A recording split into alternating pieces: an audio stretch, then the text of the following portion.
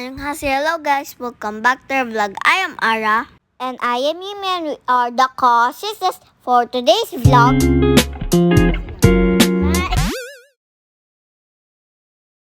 Ayan, samahan nyo naman kami sa aming ganap. Ito pala yung continuation in Seoul. At andito pala kami ngayon sa harap ng Gyeongbokgung Palace. Nagaya si Apa magpasyal daw kami sa isang library. Bumaba pala kami sa isang underground para tumawid sa ibang sidewalk. At andito pala kami sa Gwanghwamun. Place pala ay harap mismo ng Gyeongbok Palace. At may nakita kaming beanbag dito sa side na to. At umupo kami para mag-picture-picture daw kahit mainit yung araw. Ay si Apa nag-video na naman, hindi pa kami nakapost. Picture lagi for the go. At next naman, na-amaze kami dito sa water flow. Sabi ni Apa, this water flow ay historical din po pala ito guys. Said many years na daw ito. Look guys, may years pala nakalagay sa semento. They said it's from Joseon Dynasty pa daw ito. At si Mami naman ay nagpa-picture din. Pero naghugas ready ay tong tiil kay init da. Happy yarn, happy ka Mami, smile. Kagwapag jud sa among Mami oy. Anyway, summer na summer pala dito sa Korea guys. Ang init na nakakasira ang beauty. Hawak-hawak pala ako kay Apa.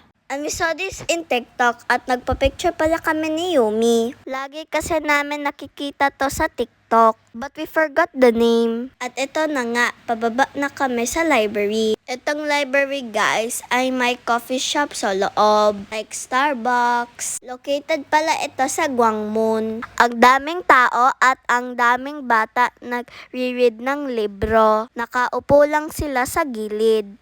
Our Apa long time ago, he all the time stay here para magtambay at magbasa ng libro noong nag-aaral pa siya. Me and Yumi saw this mini toy and Apa said next time na lang mag-buy when we go back to Korea. Dami kasi laruan na bili at saka sticker. Dahil magsi 6 PM na, we are going up to wait for our uncle. Nagdi-dinner daw kami sa labas, ititreat daw nila kami. At si Yumi naman nagpagkarga kay Apa dahil pagod na daw yung paa niya. And we saw this water fountain.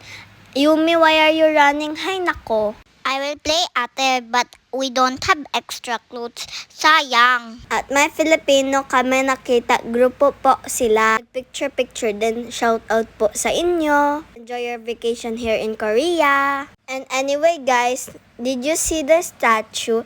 That is King Sejong. Si King Sejong po pala ay siya gumawa ng Korean alphabet or Hangul, na hanggang ngayon ginagamit pa rin. Anyway guys, ang saya naman dito sa fountain. Nabasa pala yung dress ni Yumi at saka akin. Piniga na lang ni Apa yung dress niya, matutuyo din yan mamayaming.